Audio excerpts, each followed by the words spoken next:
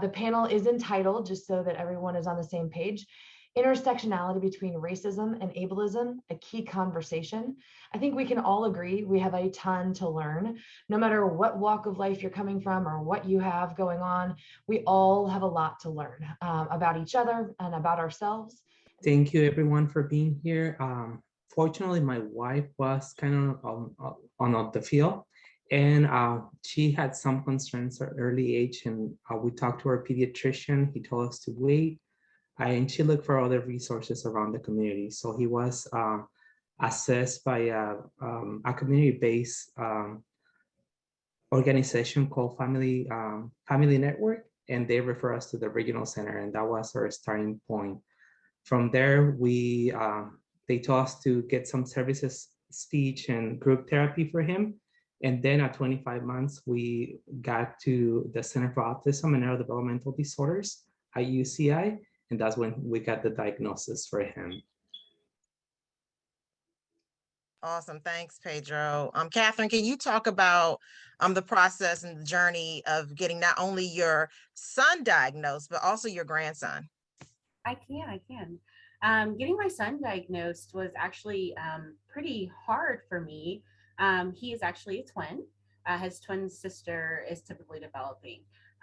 When they were born, they were preemies, so they had already asked us to look at him as his adjusted age versus his actual age. So meeting milestones later was okay because he was a preemie.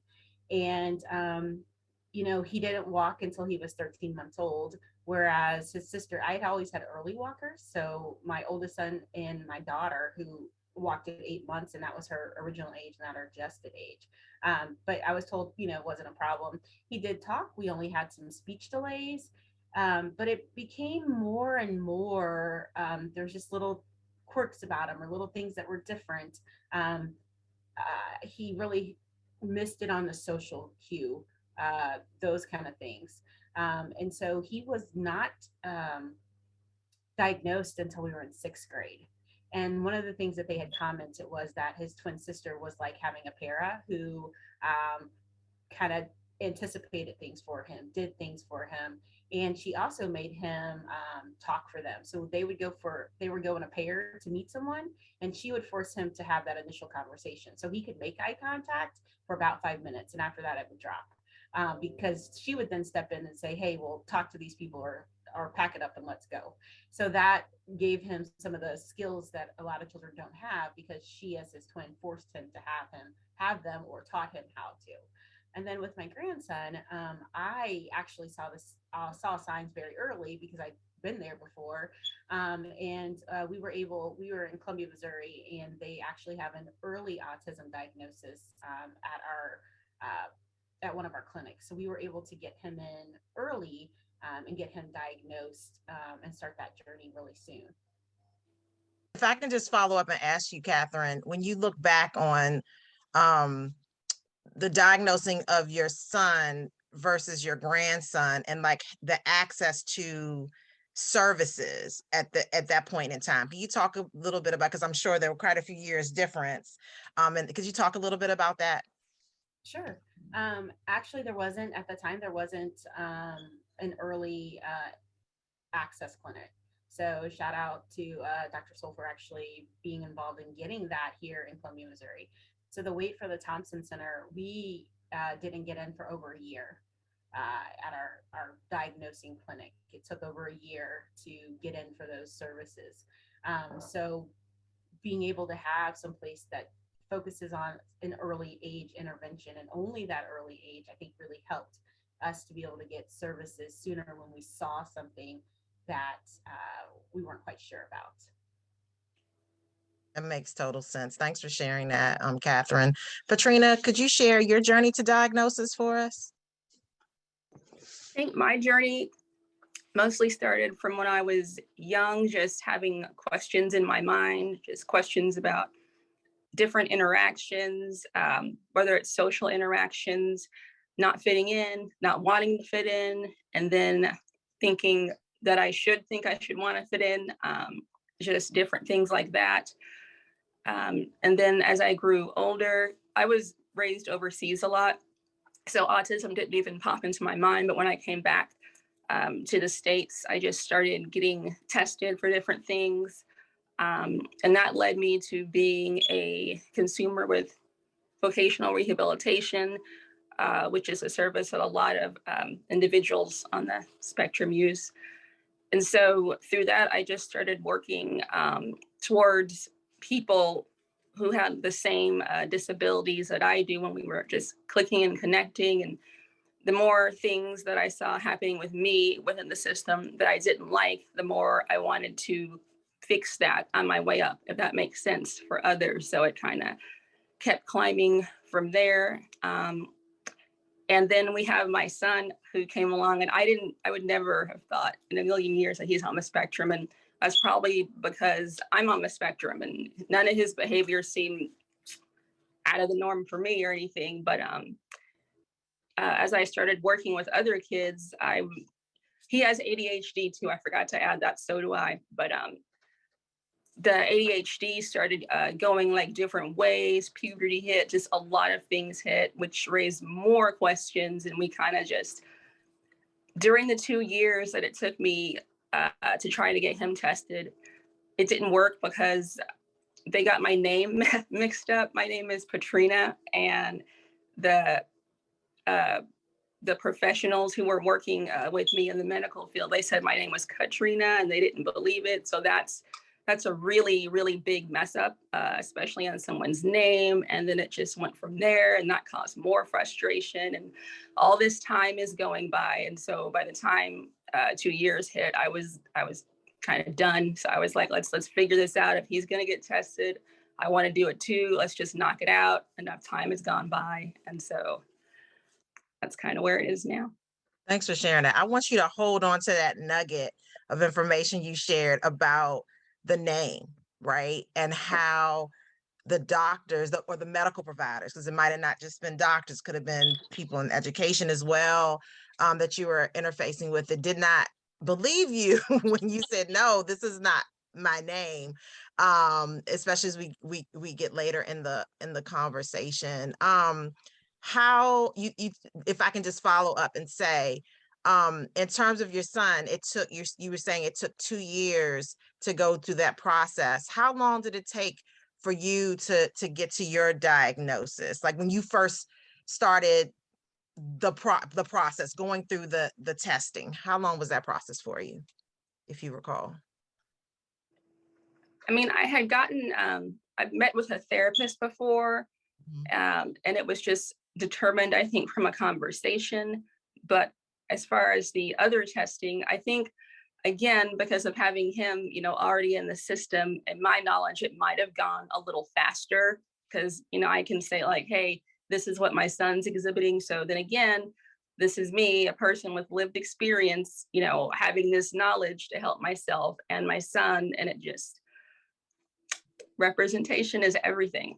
Most definitely, most definitely. And I mean, I think you also bring up this idea of you being a mom, and I think you identify as female. You can tell me if I'm wrong, right? And then your son, who's male. Like, I think everyone who is listening in, if you don't know, that there are differences in terms of how autism presents itself in females versus males, right? Like when we look at the autism data and who, the prevalence numbers, it's, what is it? 1 in 4 boys, I believe. Am I getting that number correct? You guys can correct me if I'm wrong, but like it's more prevalent in boys than it is in girls when they're doing the diagnostic. And it has to do with the fact that there's certain rules that females follow, and we can mask, right? Because they're like things that we do socially that are different than males. So it's very interesting as we talk about this conversation, not only about,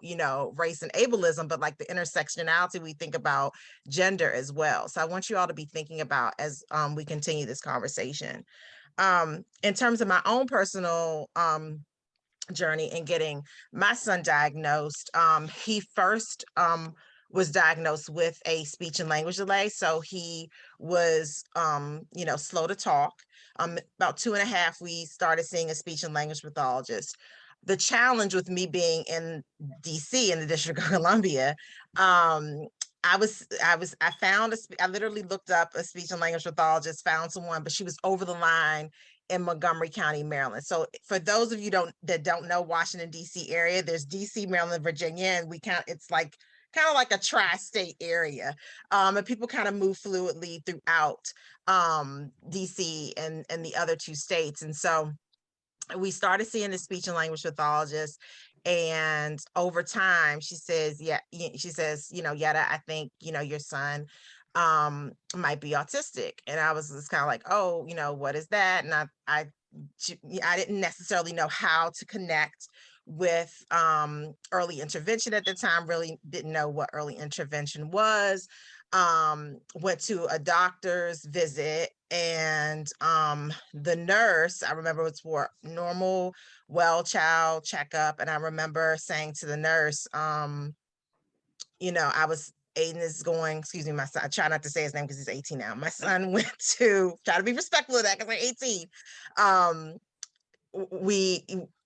He's going to see a speech and language pathologist, and she thinks that he might be autistic. And the nurse said to me, Mom, you can't just let anyone diagnose your child. And I literally, I shut down. I literally did not say anything to my son's doctor, who I have a great relationship with. I mean, to this day, I didn't feel comfortable. I just didn't know what to do. And in some of the conversations that we had in preparing for this, and Pedro, you can jump in here a little bit, but we were talking about the fact that my son's doctor, he is white, but the practice was mostly Hispanic, identified as Hispanic. And so the nurse who I saw was Hispanic, and she it's a different thing. And I didn't, you don't know all these dynamics and how it all works out, but there's something going on in the community in terms of the diagnosis. So Pedro, could you speak a little bit about that? And I'm going to get us back on track of questions, but I think this is a good point to bring up now. Of course, one of the things in the Hispanic community, we still have a lot of stigma about mental health issues. So that's something that is really important. You mentioning that you had a really good relationship with your pediatrician. My wife worked with our pediatrician prior for when our son wasn't born, and we have a really good relationship with him. And he still said, oh, let's wait. But my wife pushed a little and looked for other resources. And yeah, sometimes we need to listen to our gut and look for that help somewhere else. Yeah, and thank you for that, Paige. And I'm going to put my Act Early, my Learn to Signs Act Early hat on and tell everyone, you are in the United States, there are free resources that the Centers for Disease Control and Prevention has created called Learn to Signs Act Early. So any parent that has a child who is 0 to 5 should be monitoring their child's development so that they know what quote unquote, and I say this quote unquote, normal development looks like. And of course, what Pedro already said is that you really want to be, you as a parent, even if you're an individual and you're I'm different, go with your gut, right? I think that's something that's important. And especially as we navigate across these different systems, right? We have to understand that we as individuals are also, whether we're a parent, whether we're, autistics ourselves, right? We need to feel and own that we are, individuals who deserve to be at the table and equal partners in care, right? So I definitely want you all to be remembering that. Let's move to our next question. Yes, go ahead, Catherine.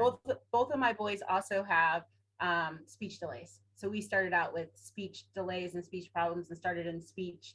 And our physicians had just said, oh, they're boys, they'll talk later. They don't talk as much as girls.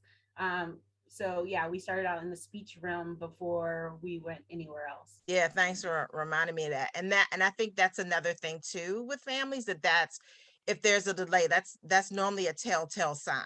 Now, when you get into if there isn't a delay, it becomes another challenge, right? So, if they present differently, and I think you all are hearing across the board, right? And you're hearing different situations in terms of the journey of getting to diagnosis, right? Like you're hearing some of our children were a lot younger, all the way up to adult are getting diagnosed. They say when you know one person with the autism diagnosis, you know one person with the autism diagnosis, which makes it all the more challenging, to get get diagnoses. And then when you add, these other intersections, it really creates other challenges that we hope to address today.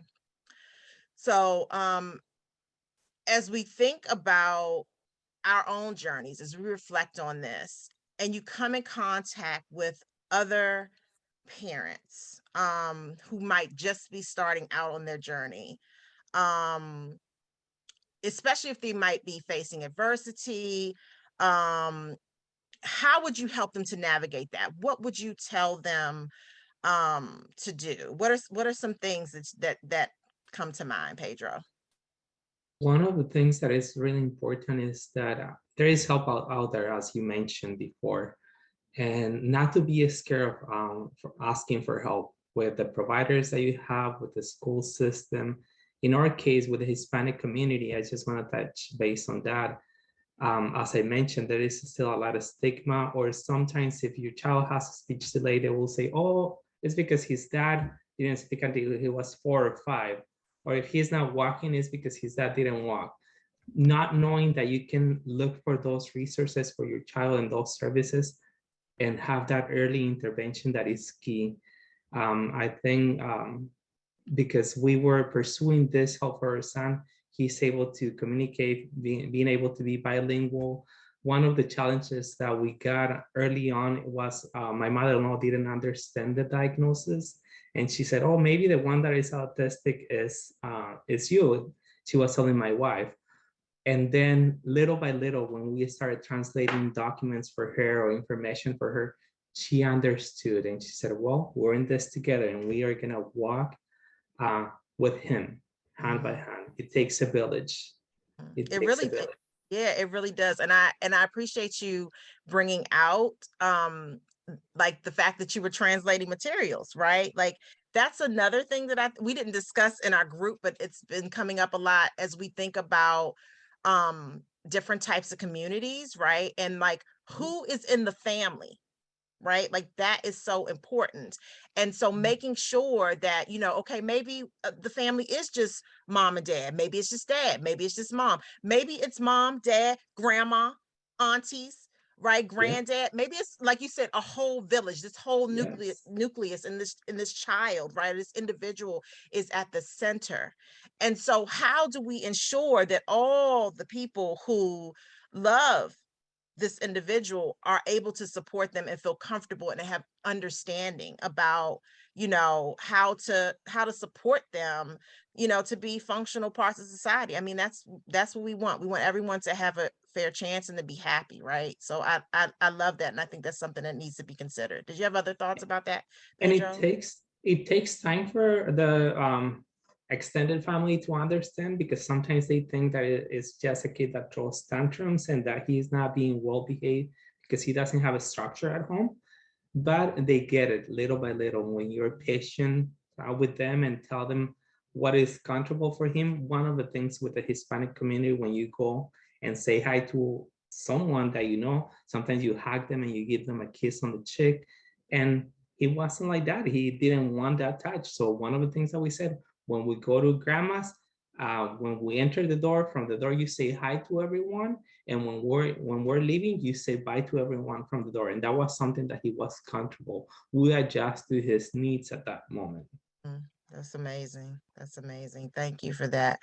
Catherine, you want to jump in here with that question about how you're supporting families, you come in contact with them and they're going through this process for the first time, might be facing adversity? Yeah, so you kind of said it a couple of times, trust your gut. If you feel it's not right, it's okay to ask for a second opinion. With my grandson, the pediatrician didn't think so, and I said I do, and so we looked for a second resource to seek out the diagnosis, and it's okay, right? It's okay to go against your pediatrician in terms of I want my kid to have a second look. You shouldn't feel guilty about that. Some people build those strong relationships and feel like, almost like it's a relationship, like I'm cheating on them if I go see another doctor for a second opinion. What will they think when I come back? So you got to do what's best for your family and your kids. A lot of the families that I work with in my job fear a diagnosis or a label for their child. So they actually, when I'm working with them and trying to get them resources to help them, a diagnosis opens the door for resources. But if they're afraid to go and get that diagnosis, a lot of times services are limited. And as Pedro mentioned, sometimes people can just see those children as bad. They throw tantrums, they don't listen, poor parenting, when in fact that's not the case. So especially when you get into the school age child, a diagnosis is needed really to help get you the services that you need and get the understanding of that your child is acting the way they are because they do have this diagnosis, not because of poor parenting on my part. It was, this is a diagnosis and we need to find out what works best for him and how to help him through it versus being in the office or, being labeled. So I advocate for parents to, get the diagnosis and how we can work through it.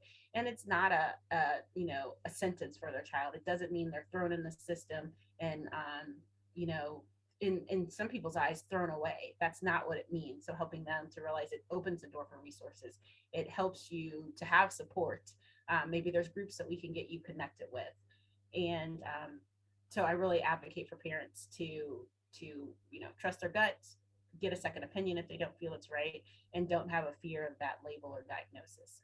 Yeah. And if I could follow up and ask you, Catherine, if a parent is like giving you a little pushback and saying, and I don't say pushback necessarily in a negative way, but they don't feel comfortable, do you have any like tricks that you, or like things that you might say to kind of like help support them in like going for that second opinion when you clearly are coming in contact with this family, you're clearly seeing the child, is there anything that you do or say that you think like helps give them that nudge or confidence to pursue that second opinion? Sometimes I go directly to the resources and kind of work backwards. So if your child was diagnosed, these are the services that could help you. You've mentioned, speech is really a problem. We could get him into this speech center that, works more with autistic children if that's a diagnosis that you do end up having. So I'm working resources backwards, showing the parent how they can receive support and what that might look like. Trying to diminish some of the fears that they have and maybe walk through it with them in terms of this is what the new normal for you is. And really just supporting parents in terms of it's a spectrum, right? So don't look at books or movies or and you think, well, this is what my child is going to be like, and I don't want that, so if I say it doesn't happen, it doesn't happen. Right. Like helping parents to realize there's a spectrum and that even though their child gets that diagnosis, there's lots of things in life they'll still be able to do the same as typically developing children. And that is all very, very true, and I love that. So the working backwards, I'm also thinking about you saying like in working backwards and focusing on the services. To me it sounds like it's like, what, this is the benefit to you, right? This is why it's important to do this, because you're telling, you're sharing with me that these are the challenges. Okay, here are some things that can help you, but you have to go through this process, and kind of here's why. So I think that that's very helpful information, and I hope that people are taking that with them as they leave here today. Just one other follow up, Catherine, in terms, and I'm going to get to you, Patrina, I promise. The families that you are working with, is there a mix? Like, are you working with people from different racial and ethnic backgrounds? Are you seeing a difference in the level of support they may be getting outside of their interaction with you? One of the things that I think is unique about me is being a parent of color and also having autism children. That word of mouth spreads pretty quickly. So I actually have been seeing a lot more parents of color who feel comfortable sharing with me where they're at, how they feel, their fears, and those types of things. I do see a wide range of parents, and sometimes it's teens that have been misdiagnosed, and we're saying, hey, let's look at something, different. You've been to all these doctors and or all these specialists or requested medication that doesn't seem to be working. Have you ever thought of this? And so you're really trying to give another outlook for parents. Do they feel relief when they get to you? Are you finding that, the other parents of color? Very much so. Mhm. And saying, okay, so where are my safe spaces? People even have as much as a fear as maybe their child's going to be taken away, especially if they're young, because they ran away. And I will actually admit I had that fear. So my oldest liked water, and we would go to the wreck, and he would run off from me and jump in the deep end. And he was saved from the lifeguard twice. And I was like, we can't come here anymore. They're going to think I'm the bad parent and take my kid away because he keeps jumping in the deep end and next to drowning, and the lifeguard's got to get him. And so I was like, we can't come here anymore. So I was like, I'm just not going to do it for fear of what they're thinking of me, or they're going to come take my child away. So being able to start reassuring parents that some of our fears may be logical, but maybe irrational too. So helping to work through those fears and challenges that come up. Thank you for sharing all that, because I know it took us off the off the agenda a little bit. We'll get back. Patrina, could you share with us what you tell families when they're starting their journey? I'm actually still a parent, I think, in the beginning of my journey, but the way I look at it is, you know how when you're pregnant and you're a parent, there's that book that's called What to Expect When You're Expecting. Yes. I think there's like the same thing with autism, and one of the things to expect should be adversity, and having to face adversity, because that just at some point it just comes with it. And then throwing that out there, and then just dealing with the sorts of adversity and barriers that you have to go through. And just for me, and just dealing with it and meeting parents where they are. Yeah. I was going to ask you a follow-up, just in terms of like, what's your trick to handling adversity? It's gotten better. I used to get, it's okay as a parent, it's okay to be angry too. I'm angry a lot. I used to wonder why a lot of parents that I work with were so angry, but I get it. So my trick is to kind of take that anger and turn it into doing something. That's what usually happens to me. I'll get so mad that something's not changing, then that's when I'll try to go out and change something and help others. So it can be looked at as a positive thing, I guess. So maybe trying to harness that. And then just like what you're saying, as far as going to doctors and feeling confident, you're the expert on your child. Ultimately, nobody else is. And also don't be afraid to look up the resources and the information and come back with, hey, look at this. This is what I found, because what you're finding and experiencing is just as valid. So. Thank you for that. In terms of my sharing, a couple of tips that I always like to share with families that are new to the game, as I like to call it. First and foremost is, depending on where they are on their journey and who they're interfacing with, I'm going to make sure that you're not only looking, if you're going through medical system to get diagnosis, go through that process, but also be connecting with education. So whether it's early intervention or if it's, the school system, wherever you are, to be working on that simultaneously. There are long waits. That's why ECHO was started, right? Because we understand that there are not as many providers as there are like this demand for autism diagnostic. So, going through those processes, at the same time are very important. In terms of the adversity that you might be facing, you might need to look into, educational advocates. Even before you get there, another thing I always like to share, if you are in the US, Every state and territory has what is called a parent training and information center. Additionally, there is also family to family health information center. So they're under the Family Voices National, which is a national organization, and they have centers as well. And they basically are there to support families in getting educated and learning how to navigate these systems so they can understand how special education works, how they can understand like what, services they might need in terms of, health, and navigating medical systems and supports there.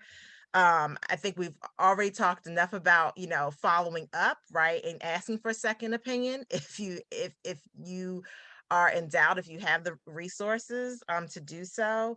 And another thing that I think is important to address, that I know we're kind of like we're talking about, but just to bring this forward, especially as we think about self-advocates and the representation, I don't see as many, Hispanic or African American or Black autistic self-advocates. And so I think the more that we can support, in our communities, if you see someone, help lift them up and build them up so that they can start advocating too, because unfortunately our needs are different, right? Because we are dealing with these different intersections. So I think that if you can get connected, other parents can get connected who are early in the journey with these self-advocates, I think that is going to be important too, so that you have a clear understanding of like what it means to be someone who is autistic and how that plays out, right? Because especially if you have, a child or youth who might be, minimally verbal, right? They can't necessarily express verbally to you like what the experience is. So, and that's not to say that the self-advocate is having the exact same experience, because remember, when you know one, but still that gives us a glimpse, right, into I think what that experience possibly could be for our loved ones. Next, we're going to move into what professionals and the community members can do to reduce racism and ableism. And wanted to start with definition, so everyone is clear and understands like what these two words mean. And so I went to Merriam-Webster. Everyone knows Merriam-Webster, and looked up ableism, which is defined as discrimination or prejudice against individuals with disabilities. And racism is a belief that race is a fundamental detriment of human traits and capacities, and that racial differences produce an inherent superiority of a particular race. I know that's a whole lot, Patrina. I probably should put that in the chat. It got longer. The definition has got longer. It's a lot longer. Yeah, it's a lot longer. But yeah, so ableism, discrimination of or prejudice against individuals with disabilities, and racism, a belief that race is a fundamental detriment of human traits and capacities, and that racial differences produce an inherent superiority of a particular race. So keep that in mind, you all, as we launch into the next question. So Pedro, what can professionals and community members do to reduce racism and ableism? And we have 10 minutes, you all.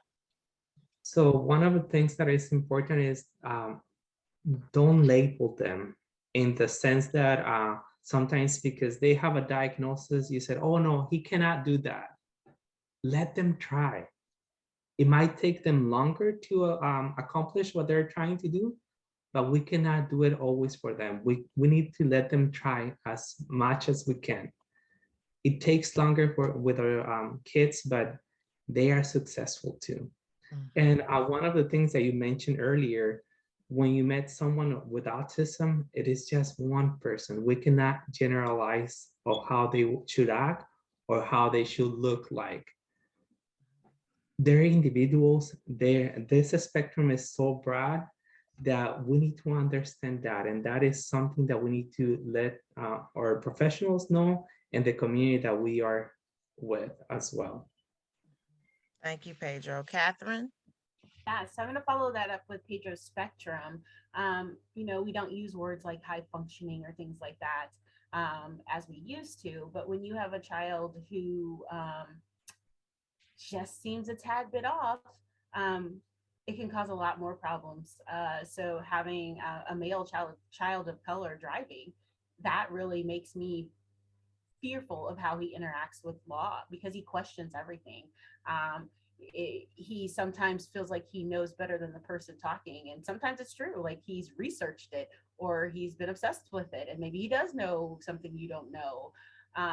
You know, he wants to know why before he complies with things. And so he may just look like a child who's argumentative or disrespectful, because there isn't that, you know, sticker on his truck that says "Be kind, I'm autistic" or something like that. You know, I really worry. And we talk about it a lot. How should you act? What are the steps you should go through? What things should you not do? I mean, I feel like I have that conversation with him. I would have had that conversation with him more as a male of color. And now I have it even more as a male of color who is autistic. So I think law enforcement, getting some more education would be one of the things that I really advocate for. Thank you, Catherine. Patrina? I think that a lot of it comes from awareness as far as ableism.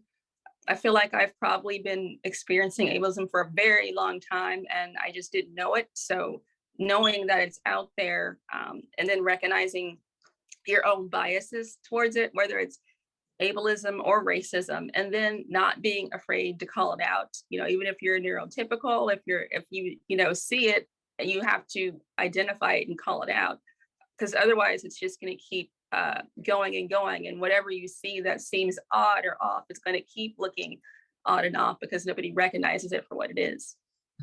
And if I can just follow up with you, Patrina, about that golden nugget you shared earlier about the doctor and the name, right? Like, it's not like there are articles that are out there right now about how people of color, like basically when you go and you talk to the doctor, you're not believed, right? And like that to me is an example of how you go out into the world, and if you're someone who's of color, if you're a Black person, if you identify Hispanic, well, like what you say is not valid.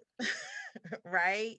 And that created a whole challenge for you, right? Yeah, and this is without, I mean, not even being seen, not just, just from right there, just from the spelling of a name, or it can start right there. And that's not, it angers me. Yeah, I totally get that. I want to leave you all with this idea of not pitting the individual, not pitting the family.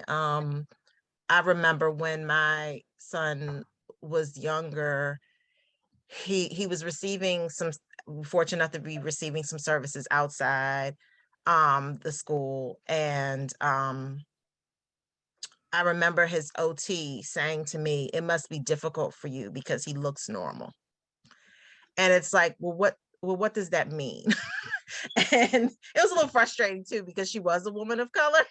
So, now as we think about race and how it plays out, especially as I think about, I identify as someone who's African American, my son is African American, and like I'm thinking about what you said earlier, Catherine, about like taking your son to the pool and like what people think about. It's about how you present yourself, right? You have to be twice as good to get half as much. That is something that unfortunately has been ingrained in Black people, right? It's because it's for safety, right? Like you have to present yourself well. You have to do certain things, we have a collectivist culture, so everyone is, raising that child similar to what Pedro is talking about in his community, right? And so I think these are things that get overlooked. And I've been looking at like the research in terms of autism and the numbers. There was an article that came out of Spectrum a few weeks back, and they were talking about like the number of people who were actually involved in research studies, and I do not have the accurate number, so do not quote me, you guys will have to look it up, but they were talking about how like primarily the research that is being done is on white children. And so how do you really know what you need to research if you're only looking at a certain group of people? And especially when experiences are different, you can't like discount these other groups, right? So it's kind of like everything that we know is based on this very narrow lens. And so I'm happy that we were able to have this conversation today and like start dialoguing and sharing our own experiences and our, you know, because we don't oftentimes hear those. And I think it's important for people to understand that just like when you know one, you know one, when you know one family, you know one family, right? And all Black people are not alike, all Hispanic people are not alike, right? Like there are just so many things that need to be taken into account of and thought of and considered, you know, as we do this work to, you know, support and partner, which with partner all capital, with families and individuals who are diagnosed with autism. And I think the other thing too is if you don't know, ask, right? Like families come to the providers with this understanding that you all have this knowledge, but I have learned that you, and this is not to take anything away from you, you have gotten trained to do specific things and you know your thing, right? And that is totally fine. But families, especially when they're trying to find the answers, they think that you know all. And so I think that when you say, okay, I'm not really sure how this works, let me connect you with XYZ, and being forthright and share that information, I think that can go a long way in supporting families. And, you know, take the time, like being here today to learn about autism. I hope that there are people who want to learn about autism, who are not necessarily doing this work every day, but are here for the symposium, join and echo. Like all of that is like so very important to this work and supporting our community.